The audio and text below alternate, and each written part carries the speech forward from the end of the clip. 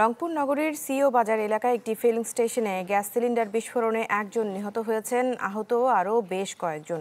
ক্ষতিগ্রস্ত হয়েছে বেশ কিছু গাড়ি। স্থানীয়রা জানায় সকালে এলপিজি স্টেশনে থাকা একটি সিলিন্ডার হঠাৎই বিস্ফোরণ হয়। এতে সেখানে থাকা বেশ কয়েকজন আহত হন। গুরুতরদের নেওয়া হয় রংপুর মেডিকেলে। খবর পেয়ে ফায়ার সার্ভিস ও সেনাবাহিনী গিয়ে ঘটনাস্থল পরিদর্শন করে। হতাহতদের পরিচয় এখনও মেলেনি।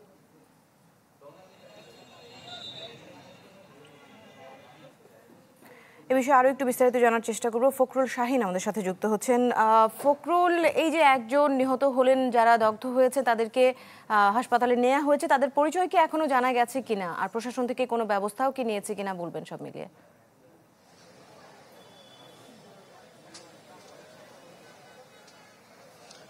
দৃষ্টি, প্রথমে আপনাকে জানিয়ে রাখি, সেটি হচ্ছে যে রংপুরের সিও বাজার যে এলাকা, সেটি এলপিজি গ্যাস স্টেশনে একটি ভয়াবহ বিস্ফোরণের ঘটনা ঘটেছে।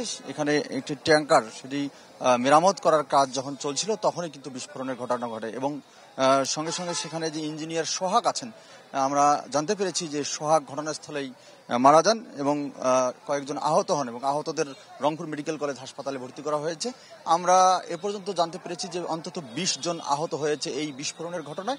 এখন পর্যন্ত 3 জন গুরুতর অসুস্থ অবস্থায় রংপুর মেডিকেল কলেজ হাসপাতালে চিকিৎসা নিচ্ছেন এবং বাকিরা তারা চিকিৎসা নিয়ে বাসায় ফিরে গেছেন।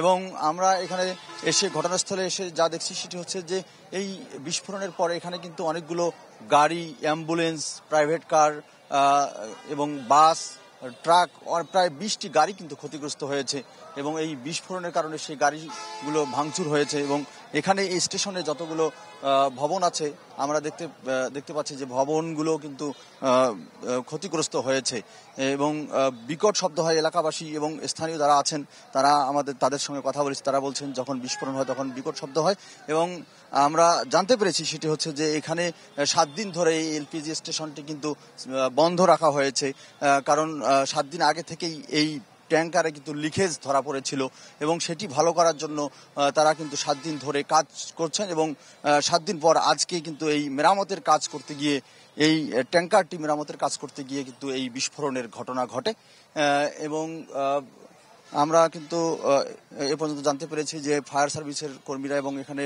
আর্মি, পুলিশ, আইন শৃঙ্খলা রক্ষাকারী বাহিনীর সদস্যরা সবাই এসেছেন এবং এখানে সিভিল সার্জনের পক্ষ থেকেও আসা হয়েছে যে এই এলপিজি স্টেশনের আসলে অনুমোদন ঠিকভাবে আছে কিনা সেসব খতিয়ে দেখা হচ্ছে। তো এই ছিল এখানকার সর্বশেষ।